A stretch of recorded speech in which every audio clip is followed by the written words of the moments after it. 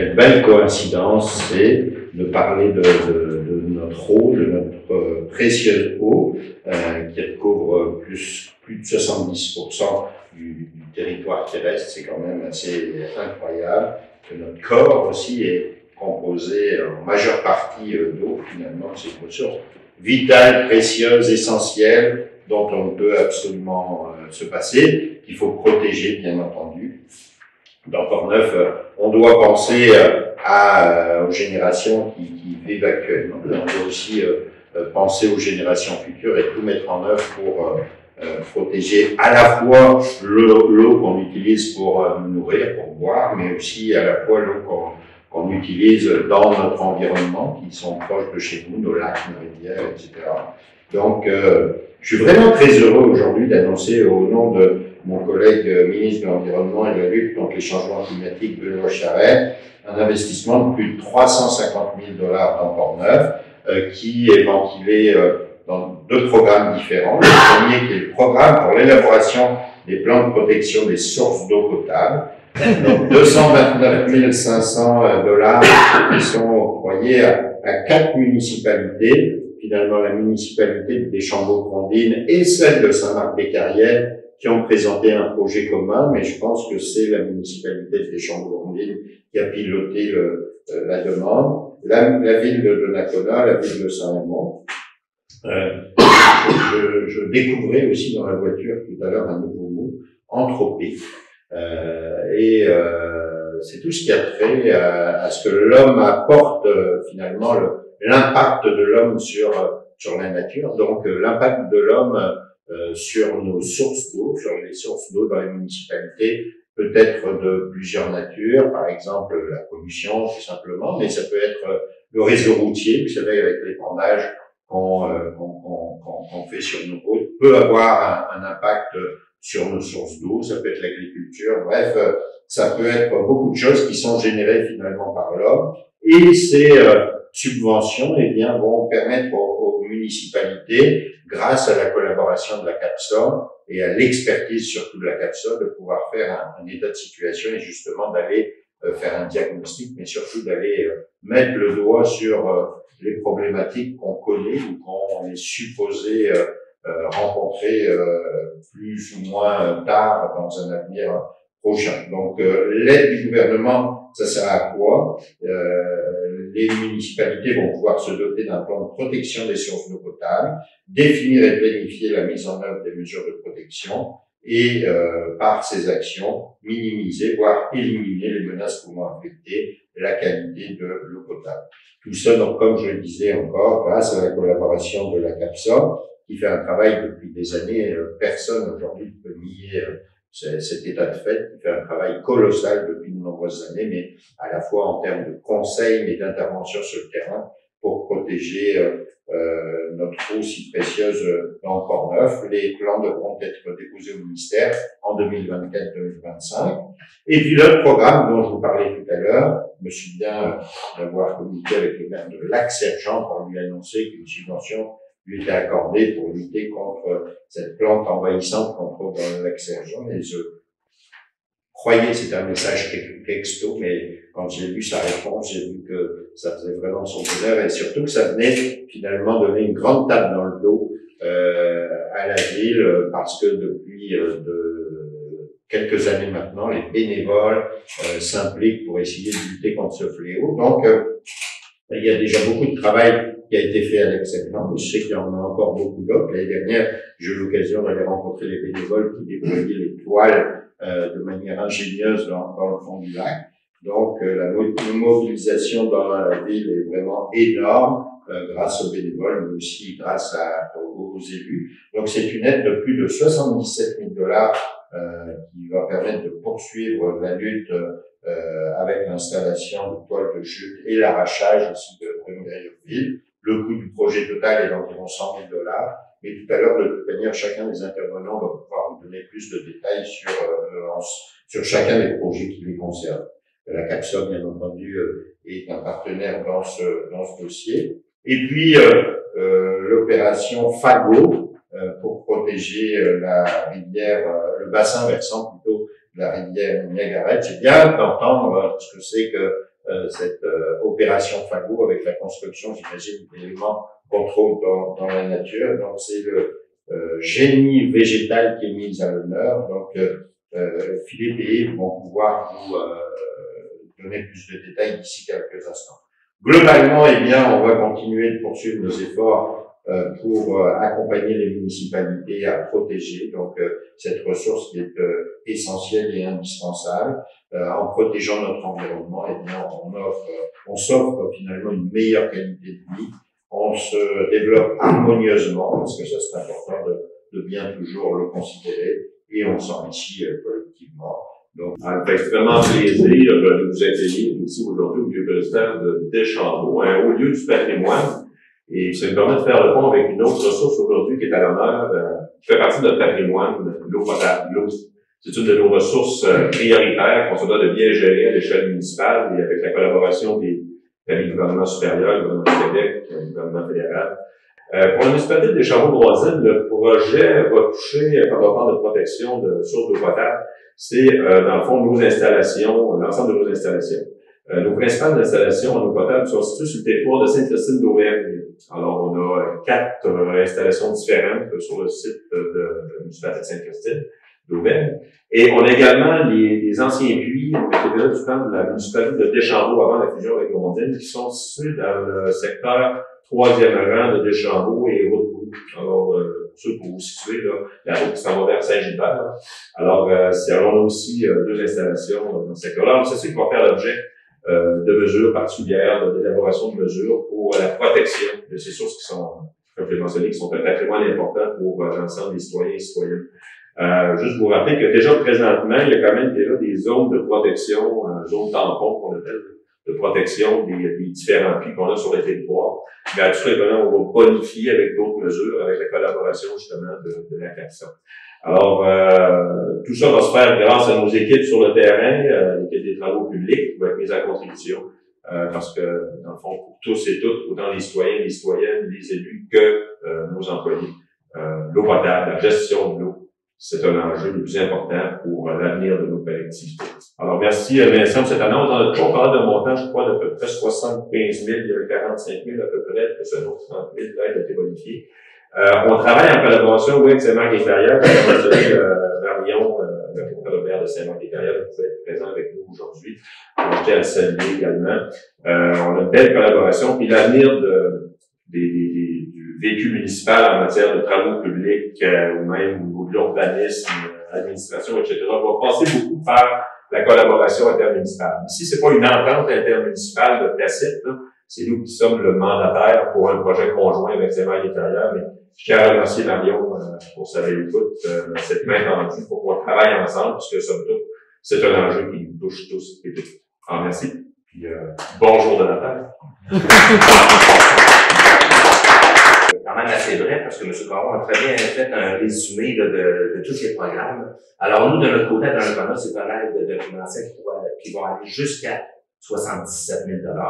Alors, nous, de notre côté, on travaille avec la CDJC, la Corporation des bassins de la Région-Cartier, qui, eux, ils ont travaillé avec la phase 1. Maintenant, ils vont nous préparer une phase 2 pour vraiment mettre à jour les citoyens l'importance de protéger nos sources d'eau potable.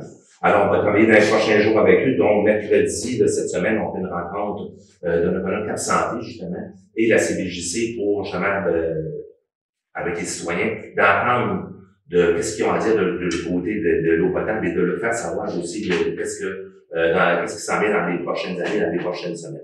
Alors, on est bien content des états financiers qui vont naturellement aider tout le monde. Et puis, je remercie encore le gouvernement du Québec, dont M. Caron fait partie. Alors, merci beaucoup. Merci bien.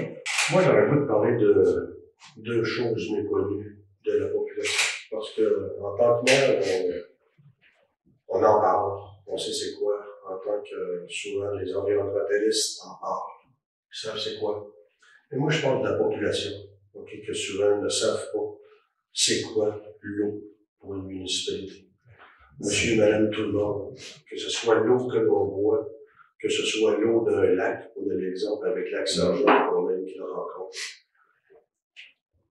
L'autre chose bien connue, il y a l'eau, puis il y a la capsule. Les gens profitent d'en parler, parce que la capsule est quand même connue, Mais de monsieur, madame, tout le monde, l'ouvrage que la CAPSA fait, avec lequel on travaille, et ça, je vous en remercie, c'est un ouvrage extraordinaire, et il faut que ça continue. On est habitué, on ouvre le robinet, puis on prend de l'eau, puis on la boit. Donc, tout ce qui a été fait avant pour qu'on réussisse à amener cette eau dans le robinet, c'est phénoménal, l'implication. Puis dans la population, je pense qu'on parle, les environnementalistes parlent souvent de la, moi quand j'entends, c'est de la quantité d'eau. Il faut faire attention à l'eau qu'on prend, parce que c'est une, moi je pense qu'il faut comprendre autre chose, c'est que l'eau, elle est là, il y en a une quantité sur Terre, elle va rester là, c'est leur propos, mais l'eau qu'on utilise, le traitement qu'on a à l'enfer, quand j'entends le maire de Deschambault qui va chercher son eau à Sainte-Christine, c'est quand même un bon bout, ok? Donc tout le réseau qu'il y a entre Sainte-Christine et quand on rouvre le robinet dans la maison, puis qu'on prend le verre d'eau, puis qu'on se pose pas de questions. Parce que les gens s'en posent pas de questions. On rouvre le robinet, on prend un verre d'eau, on fait cuire le patate, l'eau potable, on utilise ça. Mais ce que ça demande comme ouvrage.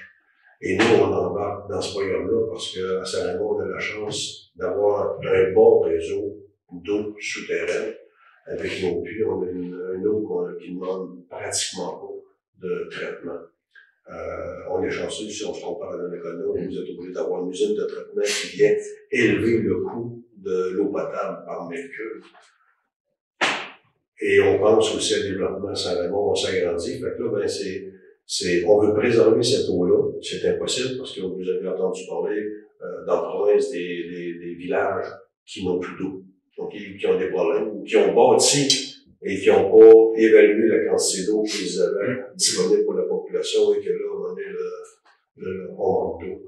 C'est la ressource dont il faut faire attention. Il faut pas avoir peur de travailler à la préserver, cette ressource-là. Et c'est le message que je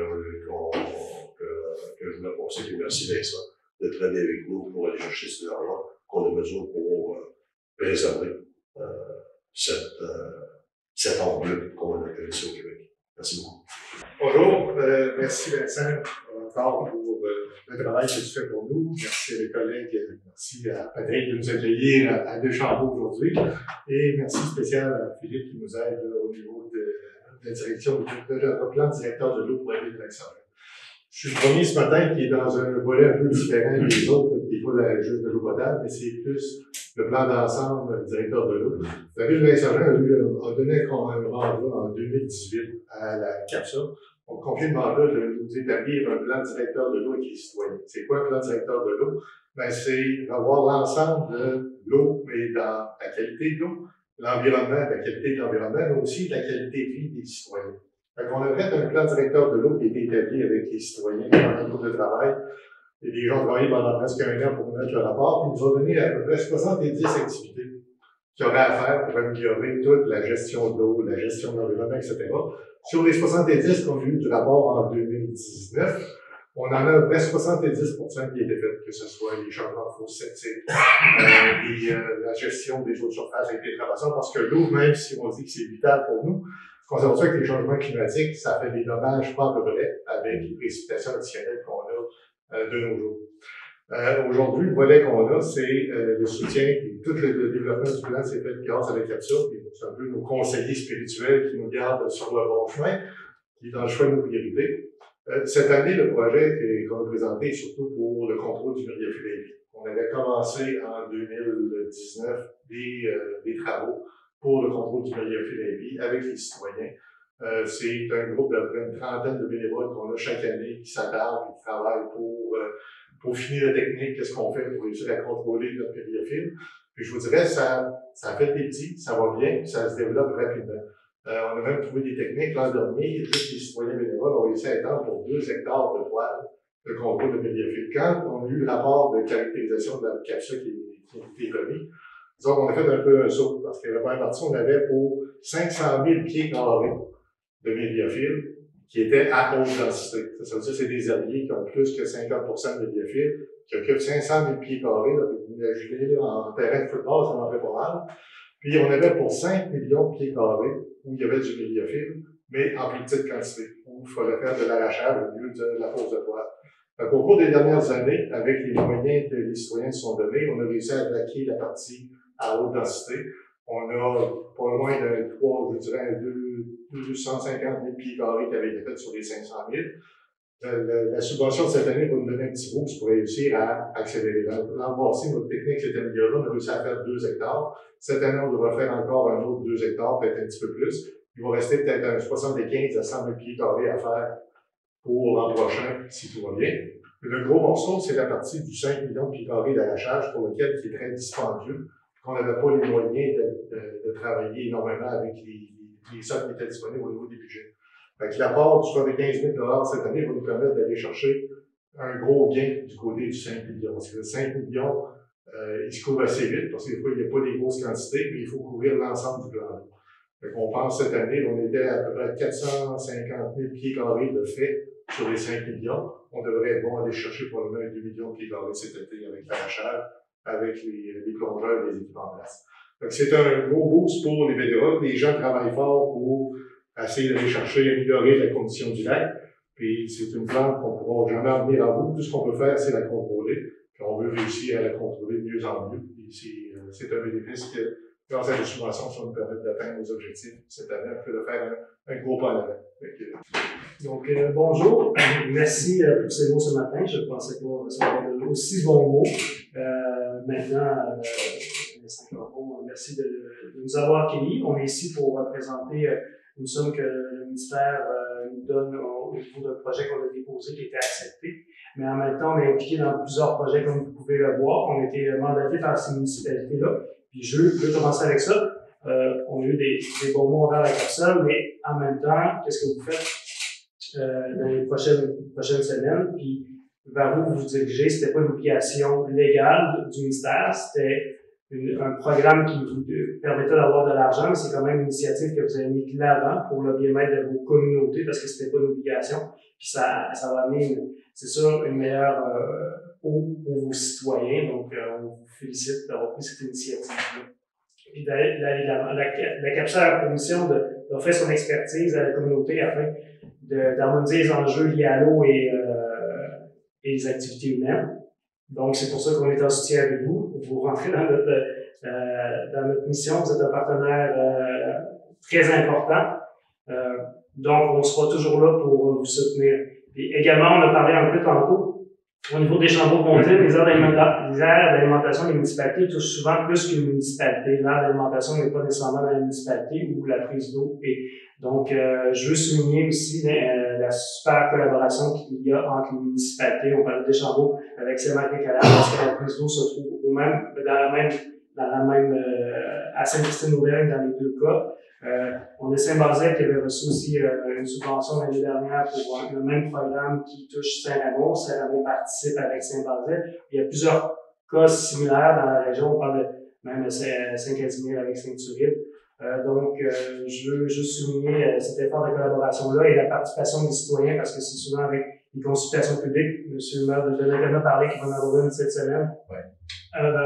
Donc, c'est super important que la population s'implique et qu'il y ait de la concertation. Quand la population se sent impliquée, ils apprennent davantage sur l'enjeu et ils vont avoir les moyens de mettre en action ou de prendre en charge également l'enjeu qui est amené.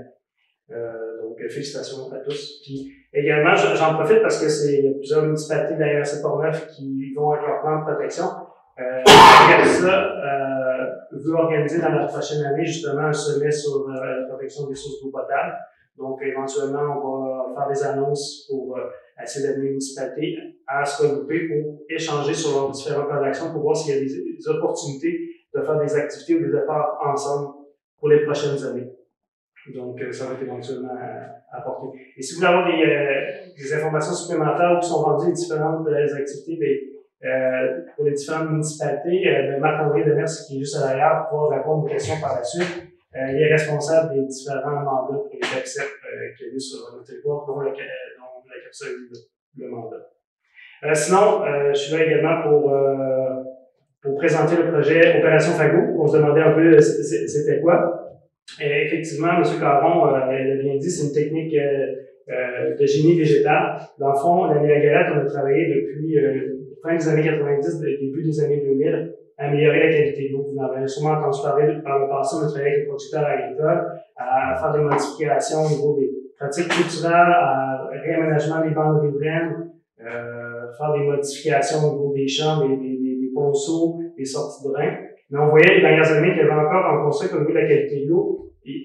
Elle continuait pas à augmenter, mais diminuer un peu ou à être stable. Puis on a réalisé avec une petite étude qu'il y avait encore beaucoup d'érosion qui était due à la rencontre du cours d'eau et des cours d'eau éphémères, où que la bande riveraine était souvent moins importante. Donc l'idée, c'est d'aller stabiliser ces secteurs-là avec du génie végétal. Des fagos, c'est on prend du sol, qu'on met ensemble, qu'on stabilise dans la terre. Tout pour dire ça permet de stabiliser au lieu de faire d'un arrachement, on fait de manière naturelle, puis on revégétalise un peu autour en même temps. Marc-André pourra bonifier au besoin.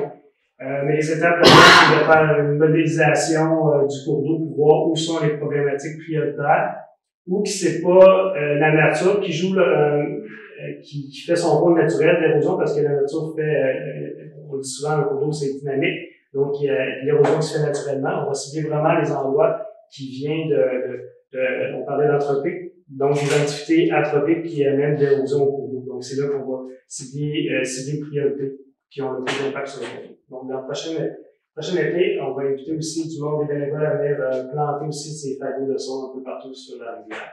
Donc je vous remercie pour le montant d'argent qui est donné à la CAP. Le montant du projet, c'est 44 000 donc on vous remercie énormément. Chantal Lépine, Clic Port-Neuf. Je voudrais savoir, dans le fond, pour Deschambault-Grondines, sûrement que les tuyaux, ils ont une durée d'années, et vu que ça va quand même assez loin, pensez-vous les remplacer? Ou depuis combien de temps que vos tuyaux sont en fonction? À partir de Sainte-Christine, là? Ouais, en fait, la recherche d'eau potable avait été faite au moment de la fusion avec Grondines, Deschambault-Grondines en 2002. Donc, les tuyaux, tous les équipements qu'on trouve là datent de cette période-là. Non, c'est encore, comme on dit ça, à la coche. Ouais. Donc, il n'y a pas de problème. On est vraiment en plus dans la perspective, justement, de voir à des mesures pour ce qu'on a mentionné tantôt, là, sur la protection comme telle de ces sources d'eau potable-là. Parce que si demain matin, on n'est pas à faire une recherche en eau potable, ça serait pas facile. Ça, c'est pas facile de trouver des sources d'eau potable dans nos secteurs, là, notamment. Tantôt, Vincent posait la question en aparté. Puis, effectivement, les sources d'eau potable, on ne les retrouve pas le long du fleuve Saint-Laurent, on ne les retrouve pas près, là, du côté sud, le long du littoral. Ils sont plus dans l'arrière-pays. C'est là qu'on va retrouver les sources d'eau potable en profondeur, plus de qualité. Parce que c'est beau avoir de l'eau, mais ça prend de l'eau de qualité également. On peut aller chercher l'eau fleuve et la traiter, comme imagine, je pense que la le devis de leur côté, là. Ça coûte quand même certains sous. Et puis, alors, on est des petites municipalités, c'est mieux d'aller la chercher là où elle est. Puis, oui, il y a un investissement qui a été fait à l'époque. Il faut juste se souvenir également que dans le cas de Deschambault-Grondines, il y a quand même un pouvoir financier qui est dû au fait qu'on a le parc industriel à Gagnaberie avec notre aluminerie Alcoa qui est présente sur le territoire. Plus, évidemment, les programmes du ministère de l'Affaires municipales. Tout ça ensemble fait en sorte qu'on a pu se permettre ce projet-là. Mais comme on le mentionnait, Saint-Marc-des-Carrières aussi sur cette même veine d'eau-là. Alors, c'est, voilà. Mais non, les installations ne sont pas concernées pour l'instant. Okay. Puis j'aimerais juste savoir pour ceux qui sont plus vers Saint-Raymond, Lac-Sergent, avez-vous pour ceux qui ont des puits ou ça concerne pas dans le fond un plan d'ensemble pour ceux qui ont des puits à l'extérieur qui sont pas connectés à la ville pour la protection de ces eaux-là aussi? Ou... En fait, ça concerne un petit peu, puis Philippe pourra peut-être m'enligner si j'ai ma ligne mal. Quand vous avez un puits qui soit de la ville ou qui soit une propriété privée, OK? Donc, vous prenez l'eau à ce point-là. C'est tout le secteur qui entoure ce point-là, ce puits-là, qui peut amener à contaminer le puits. Donc, c'est la protection aussi de l'environnement. Donc, nous, nos puits, on a des puits et comme c'est plus grand dans notre réseau, on a vraiment délimité un secteur parce qu'on sait d'où l'eau vient. Okay? Donc, l'eau, il faut qu'il y ait moins d'agriculture. L'eau, il faudra pas qu'il y ait de faux septiques parce qu'alors, les champs d'épuration, ça peut atteindre. Mais c'est la même chose pour tout le monde. C'est pour ça qu'il y a déjà des réglementations qu'un puits d'eau doit être à tant de mètres d'un champ d'épuration. Et c'est un peu en plus petit la même chose pour les citoyens. Donc, ce que l'on fait, en gros, nous donne des indices à ce qu'on doit faire pour protéger chaque puits privé. Ça va changer un peu l'environnement, dans le fond, autour de ces puits-là, probablement. Si je peux rajouter peut-être au niveau du PDE qu'on avait développé, nous, qu'on a mis en place depuis 2019, entre autres, on a procédé au changement des fosses septiques pour l'ensemble du territoire. Il y a 300 quelques fosses septiques qui ont changé sur le territoire. On a un réseau d'égouts qui rentre pour une partie du territoire cette année. Avec la CAPSA, il y a un programme qui a été développé depuis quelques années, qu'on peut offrir aux citoyens des tarifs réduits pour l'évaluation des puits. Ça, c'est quelque chose d'important parce que ça permet aux citoyens de faire de coût abordable, d'aller vérifier la qualité de son puits 1 à 2 fois par année de façon régulière. À partir des données qui sont recueillies, on ne fait pas des suivis individuels de chaque puits, mais ça nous permet de voir pour les secteurs, est-ce qu'il y a une problématique qui surgit? Est-ce qu'il y a surtout une problématique qui a été identifiée qui va être remise avec une partie des installations septiques? Dans le cas on a travaillé avec Saint-Raymond, et on a identifié une partie de Saint-Raymond qui peut être problématique, et on a travaillé là-dessus avec les citoyens pour faire une mise aux normes dans un secteur donné. Donc, pour les puits individuels, c'est vraiment, c'est toute l'eau qui s'égoutte dans le sol. Comment est-ce qu'il percole, puis qu'est-ce que l'impact qu'il y a au niveau des installations, qu'est-ce qu'il y a sur place, qui fait que ça a un impact. C'est sûr que des vérifications faites par les puits, plus des vérifications au niveau des conformités des systèmes, aident à la préservation de l'égalité d'eau potable pour les régions, les secteurs individuels. Et quand on dit qu'il faut travailler en collaboration, je donne l'exemple, c'est Lac-Sergent et Saint-Raymond est un bon exemple, parce que Lac-Sergent avait déjà fait tout l'ouvrage qu'ils avaient à faire pour vérifier les cas de faux septiques par rapport à son lac. Mais là, il restait le secteur Saint-Raymond qui est quand même proche de Lac-Sergent. On s'apercevait qu'il y avait un secteur de Saint-Raymond qui se déversait dans le lac. Donc, l'année dernière, on a procédé à la caractérisation de toutes les faux septiques qui se déversaient dans le Lac-Sergent pour justement enrayer ce qu'il faut enrayer. C'est pas le même programme, dans le fond, que la CAPSA peut venir. Non, mais si, je veux compléter les réponses parce que tout était bon de ce que vous avez dit. Il y a une complémentarité là-dedans, c'est qu'au niveau des puits individuels, la CAPSA a lancé il y a quelques années un programme avec les municipalités qui voulaient embarquer. Une possibilité d'offrir à leurs citoyens un prix réduit d'analyse, comme on dit. Le gouvernement préconise une analyse des puits privés 2 fois par année pour voir si l'eau est de bonne qualité. Puis depuis le début, il y a des municipalités comme Saint-Raymond, Lac-Sergent qui ont embarqué, Deschambault avait embarqué, puis il y a plusieurs autres. Marc-André pourrait dire la quantité de municipalités, il y en a plusieurs dans notre région qui permet d'offrir justement cette évaluation au niveau des citoyens, parce qu'il y a une bonne partie des citoyens de la MRC Port-Neuf qui ne sont pas sur les réseaux, mais sur le puits individuel. C'est important de voir quand même la qualité. Et là, au niveau des fosses septiques, oui, il y a plusieurs éléments sur un terrain d'une personne qui peuvent contaminer leur propre eau. Là, c'est ça dépend toujours si la personne est sur puits de surface ou puits artésien. Un exemple qu'on parlait de tantôt sur l'aire d'alimentation, qu'on dit d'une municipalité, d'un réseau municipal qui prennent leur eau. Un citoyen, ça se peut qu'il soit en eau de surface, qui n'a pas nécessairement la même qualité de l'eau que l'eau qui sort du réseau. Par contre, les contaminations vont autant affecter le puits de la personne qui éventuellement qui va percoler, qui va se rendre au puits de la municipalité. Puis dans ces projets-là de CAPSA, puis il y a un grand volet de concertation qu'on parlait de consultation, c'est que les plans de protection sont faits avec les citoyens, mais pas juste les citoyens qui sont sur le réseau, mais les citoyens qui sont dans l'aire d'alimentation. C'est un élément super important d'impliquer les personnes sur l'aire d'alimentation parce qu'il faut démontrer qu'ils ont un impact également possible sur l'aire d'alimentation, malgré que peut-être les autres ne sont pas sur le réseau. Alors, on avait fait un projet similaire avant même que les programmes de protection arrivent à Saint-Raymond. On a fait une première mouture, ça avait super bien été. Déroulement, on a fait du porte-à-porte, on a fait un plan d'action avec les citoyens. Puis, on parlait tantôt, M. Dupin disait, les citoyens n'ont pas soit les connaissances ou il y a beaucoup de choses à savoir dans la vie, mais souvent ils ne savent pas d'où vient leur eau, puis comment elle est traitée, puis c'est quoi le processus. Et souvent, quand on leur dit qu'ils sont sur l'aire d'alimentation, ils ne savent pas non plus. Fait que quand ils en prennent conscience, l'eau potable est importante pour tout le monde. La preuve, c'est que ça fait partie du plan directeur de la CAPSA, c'est des priorités. Puis à partir du moment qu'ils en sont conscients, actuellement, on n'a aucune résistance. Le monde embarque parce qu'ils savent que c'est pour leur santé, c'est pour la santé de tous.